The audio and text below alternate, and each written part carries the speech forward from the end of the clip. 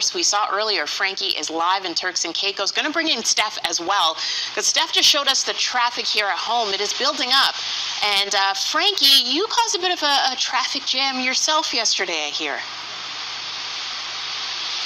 Not a traffic jam, but, I want to talk about travel. Travel is when you have some anxiety. So it's always about getting to the airport in Toronto, going through security.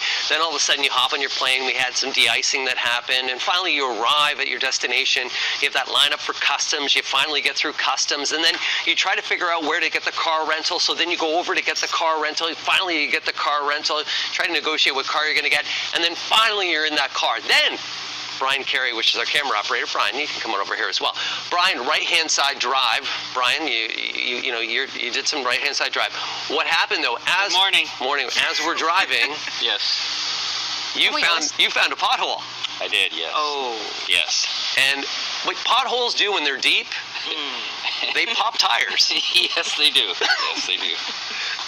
So we had a flat tire, but the upside of that was that we got to meet some people on the island. Yeah. What did you call the stray dogs? What are they called? Pot cakes. Pot cakes. We got to meet our first pot cake. You had a friend there, which was a pot cake. And I got to tell you, the one way that you get to know an island is when you're at your worst, the island shows its best. We probably had, how many people stop?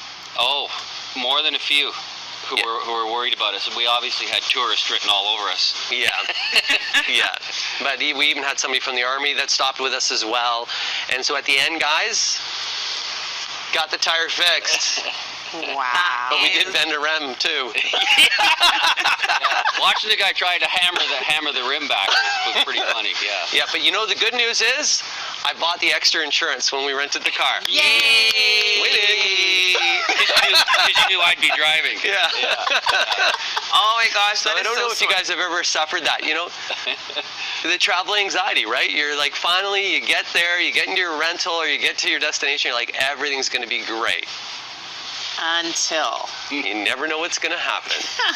Steph, you also have a lot of... You have a lot of... He shoots a camera better than he drives. Yeah. Get back behind the camera. Out behind the wheel. That's it. Steph, you know exactly how to change a spare tire. You should have been down there. I mean, I could have definitely helped out.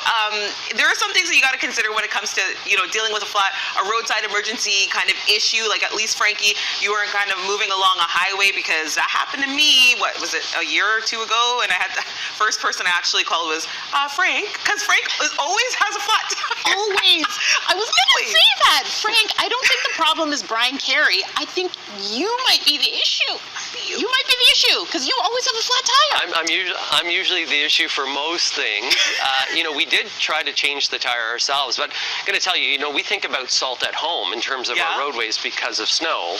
There's salt in the area that's here, so all the nuts on the tire itself were all rusted. So he had to come and have an impact tool to remove it because the salt that we have in the air that's here. Yeah, you definitely would need an impact wrench, or at least something that would be long enough to give you the distance so that you can really get the nuts and bolts off of the tire. But I have a few tips if anyone does kind of face a flat tire situation on our highways and in town. These are some things that you have to follow. Frankie, I hope that Brian Carey avoids slamming on the brakes. That's one thing that you want to not do, because it will probably get you into a bit of trouble. You also want to make sure you turn on your emergency lights, steer where you want to go. It is so easy to kind of stare at something that you don't want to hit, but then you tend to gravitate towards that thing.